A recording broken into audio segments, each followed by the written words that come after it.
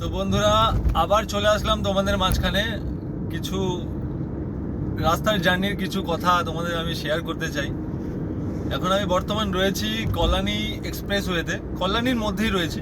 এখন ফিরছি, মানে বাড়ির দিকে বা অ্যাকচুয়ালি কলকাতা দিকে ফিরছি। দেখা যাক কোনো যদি বুকিং পায় তো অ্যাকসেপ্ট করবো, নাহলে ভাই খালি গাড়ি নিয়ে যেতে হবে। রাত্রির হয়ে গেছে, এখন কিছু পাওয়া অসম্ভব ব্যাপার এখান থেকে।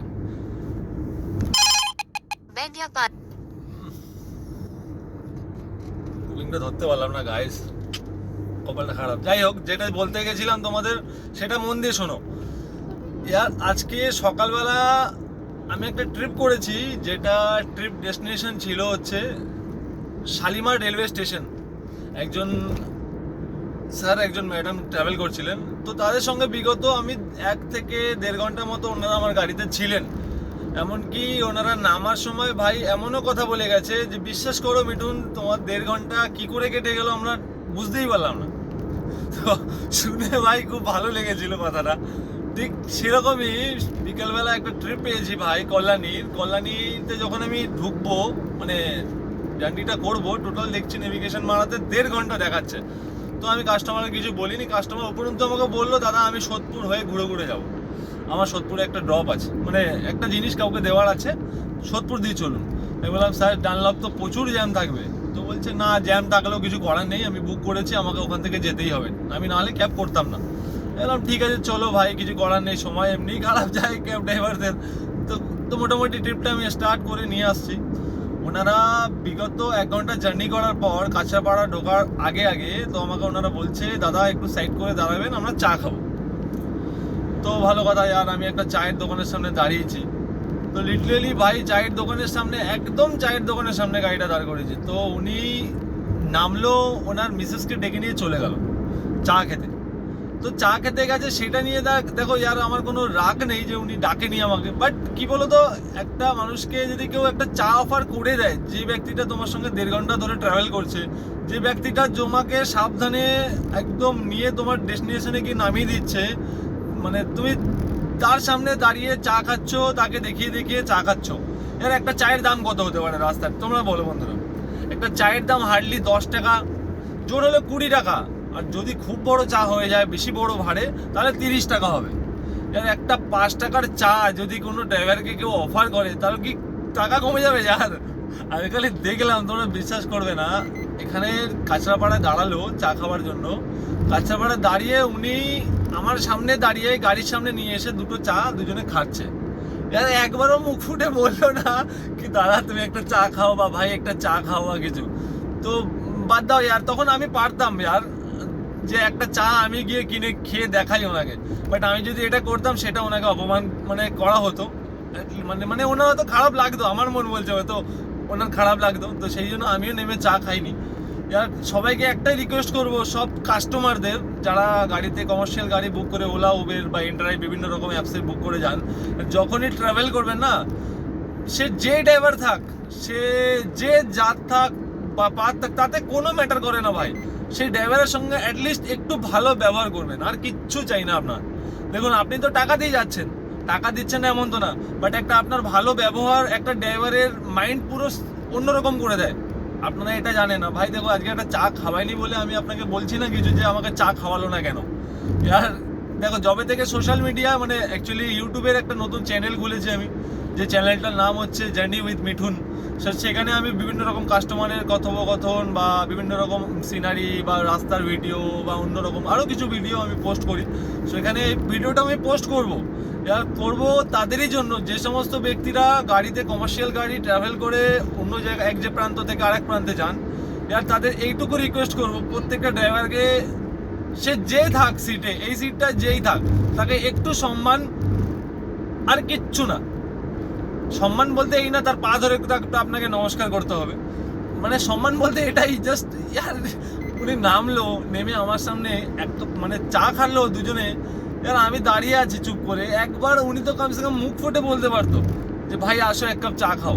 এর আমি চা খেতামও না, সেটা কথা না, কিন্তু খারাপ লাগলো ভাই কথাটা, মানে জিনিসটা আমার ব্যাপারটা ভালো লাগলো না। আর সকালেও এক কাস্টমার ছিল, এবার তোমাদের সঙ্গে শেয়ার করেছিলাম, তারা সত্যি ভাই আমার আজকের সারাদিনের জার্নিতে বেস্ট অফ দ্য কাস্টমার তারাই ছিল। মানে বিশ্বাস করবে না, তারা সিনিয়র সিটিজেন এতটাই, তারা এত জলি ছিল, এরম ভাবেই আর কি মজা করতে করতে চলে আসলো আমার সঙ্গে। তো 1.5 ঘন্টা কি করে কেটে গেল তারাও বুঝতে পারলো না। তারা নামার সময় নিজেরাই বলছে, মিঠুন বিশ্বাস করো 1.5 ঘন্টা কি করে কেটে গেল আমরা বুঝতেও পারলাম না। ভাই তোমার মতো সত্যি আমরা গাড়িতে চড়েছি, বাট তোমার মতো ক্যাব ড্রাইভার আমরা খুব কম দেখেছি, বাট না দেখেছি বললেও চলে। ওনারা নিজে বলেছে, ভিডিওতে আছে, তোমরা দেখে নিতে পারো ভিডিওটা। তো সত্যি ভাই তোমাদের প্রত্যেকটা কাস্টমারের কাছে আমার হাত জোর করে একটা রিকোয়েস্ট, যারা ড্রাইভারদের কোনোদিন এমন কিছু রিয়াকশন দেখিও না বা এমন কিছু বলো না কারো খারাপ লাগে। আর কি বলতো, আমরা সারাদিন রাত রাস্তায় পড়ে থাকি, খেতে আমরা পারি না এমন না। এক কাপ চায়ের দাম কত আছে, আর 10 টাকা খেতে অবশ্যই পারবো কিনে, সেটা কথা না, কিন্তু কিছু কিছু মানুষের ব্যবহার না ভাই এখানে লেগে যায়। তো উনি আমাকে যে কটা জায়গায় দাঁড়াতে বললো, আমি প্রত্যেক কটা জায়গায় দাঁড়ালাম, আর প্রত্যেক কটা জায়গাতে কমসে কম 7 থেকে 10 মিনিটের হোল্ড ছিল। উনি চা খেলো, চা খাওয়ার পর কল্যাণী একদম মোড় থেকে ডান দিকে যখন ঢুকলো, ঢুকেই আমাকে বলছে, দাদা একটুখানি গাড়িটা দাঁড় করাতে হবে। আমি বললাম কেন দাদা, আবার দাঁড়াবো, আপনার তো চলে এসছে ডেস্টিনেশন মোটামুটি, আর 3 মিনিট দেখাচ্ছে। বলছে না আমার বাড়িতে ঢোকার আগে একটু সিঙ্গারা চপ নিয়ে যেতে হবে, সিঙ্গারা চপ না নিয়ে গেলে একটুখানি বুঝতেই পারছেন, আবার আমাকে বেরোতে হবে। আমি বললাম ঠিক আছে চলো, গাড়ি পেয়ে গেছে, বুকিং করে নিচে একবারে ফায়দা লুটে নিক। আমিও দাঁড়িয়ে গেলাম। আর নামার সময়ও না ভাই এমন করে কথাটা বললো না, সত্যি ভাই খারাপ লাগলো, সত্যি খারাপ লাগলো।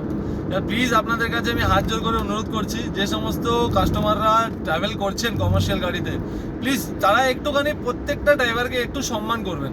সম্মান বলতে একটু জাস্ট রেসপেক্ট করবেন, আর কিচ্ছু না।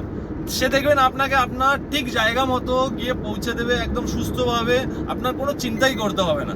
আমাদের কলকাতা বলুন, এখানে যে সমস্ত ভাইয়েরা গাড়ি চালায়, যে সমস্ত ছোট বড় আরও মোটামুটি বাইরের মানে স্টেটেও যারা গাড়ি চালায়, প্রত্যেকটা ড্রাইভারকেই একটা জিনিস সবসময় মানে প্রত্যেকটা কাস্টমার, বেশিরভাগ কাস্টমার বুঝিয়ে দিয়ে যায় যে তুমি ড্রাইভার, তোমার জায়গাটা এই সিটেই। তো সকালবেলা ভাই একটা কাস্টমার ছিল, সেও জায়গাটা দেখিয়ে দিয়ে গেছে যে তোমার জায়গা এই সিটে নয়, তোমার জায়গা আমাদের মাঝখানে। তুমি এত দূর থেকে জার্নি করে গাড়ি নিয়ে যাচ্ছ, সেফলি পৌঁছে দিচ্ছ, যা তোমার সঙ্গে একটু ভালো ব্যবহার করলে কি আসে যায় না। আপনার কাছে আমরা পয়সা যাচ্ছি না টাকা যাচ্ছি যে আমাদের এক্সট্রা টাকা দিন বা এক্সট্রা পয়সা দিন, কিচ্ছু চাই না, জাস্ট একটু ভালো ব্যবহার, একটু সম্মান, আর কিচ্ছু না দাদা। আমি এই বলে, আর যদি কিছু ভুল বলে থাকি ভাই তোমরা একটু কমেন্ট করে বলো যদি কোনো ভুল করে থাকি।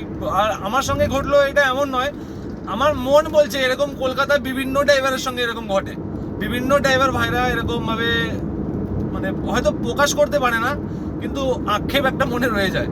তো ভাই আজকে আমি বলে দিলাম সবার সামনে সোশ্যাল মিডিয়ায়। তো প্লিজ ম্যাম বা স্যার, যারাই আপনারা ট্রাভেল করবেন এরকম প্লিজ করবেন না। যে কোনো একটা ছেলেকে একটা ছোট্ট একটা চা যদি ডেকে আপনি খাইয়েই দেন, তার আপনার 5 টাকাটা লস হবে না, কিন্তু ছেলেটার মাইন্ডটা অন্যরকম ভাবে হয়ে যাবে, ফ্রেশ হয়ে যাবে। না চলো at least customer is a good customer, আমরা কিছু বলার নেই ভাই, কাস্টমারটা ভালো কাস্টমার। আর স্যার ম্যাডাম সব সময় ভালো থাকুক, আমি ভগবানের কাছে প্রার্থনা করি এনাদের যেন সুস্থ সবলভাবে সারা জীবন থাকুক, এদের কোনো যেন প্রবলেম না হয়। আমি বলেছি বলে আমি জাস্ট তোমাদের সঙ্গে শেয়ার করার জন্য কথাটা বলেছি ভাই, আর কিছু না। তো চলো এখন বাড়ির দিকে যাচ্ছি, মোটামুটি শ্যামনগর টোল চলে এসেছি।